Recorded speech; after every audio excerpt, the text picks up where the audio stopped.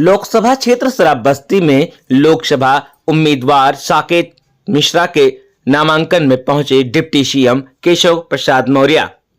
हम आपको बता दें कि बलरामपुर जनपद में आयोजित जनसभा छोटे परेड ग्राउंड में डिप्टी सीएम केशव प्रसाद मौर्य के साथ साथ भारतीय जनता पार्टी के कई पुराने व नए दिग्गज नेता भी शामिल हुए।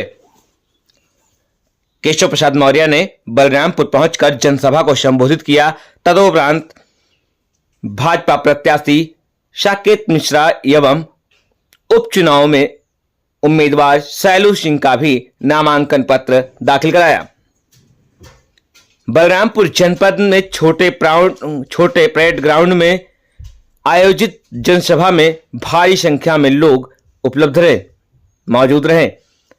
दरअसल हम आपको बता दें कि प्रदेश की योगी सरकार और केंद्र की मोदी सरकार की योजनाओं से प्रेरित होकर जनमानस साकेत मिश्रा के समर्थन में भारी संख्या में छोटे परेड ग्राउंड बलरामपुर भी पहुंची। लोकसभा क्षेत्र श्रावस्ती में भारतीय जनता पार्टी ने साकेत मिश्रा को अपना उम्मीदवार बनाया है। अब देखना यह है कि क्या इस बार साकेत मिश्रा भारतीय जनता पार्टी की तरफ से लोकसभा क्षेत्र श्रावस्ती में जीत दर्ज कर पाते हैं या फिर बीते वर्ष की भांति इस बार भी हो जाएगा। साकेत मिश्रा के सामने राम शिरोमणि चौधरी जो वर्तमान में सांसद रहे हैं, वो प्रतिद्वंदी हैं, जिनको इंडिया गठबंधन यानी समाजवादी पार्टी की तरफ से टिकट मिला है। साथ ही उनके प्रतिद्वंदी में मौजूद साकेत मिश्रा के जनसभा को देखकर ऐसा लगा कि जनता का इस समय पूरा सहयोग साकेत मिश्रा को ही मिल रहा है।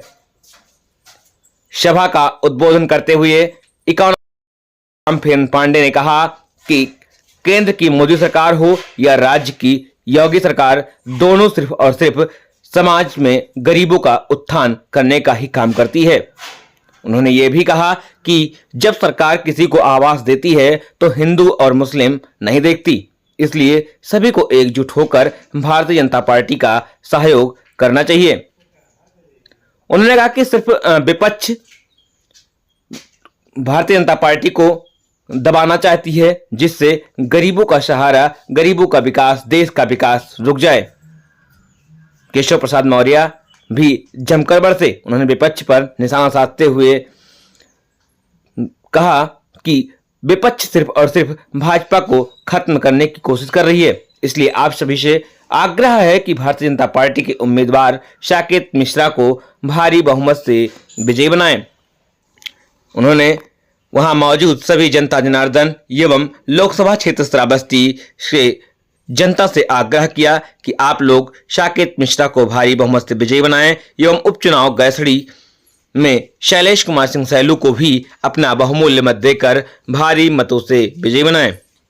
उन्होंने एक बार फिर लोकसभा चुनाव को लेकर 2024 में भारतीय जनता पार्टी के 400 सीट पार होने के लिए आग्रह किया, जिसमें उन्होंने जनता से विशेष योगदान देने की बात कही है। Bureau report, SB news, BL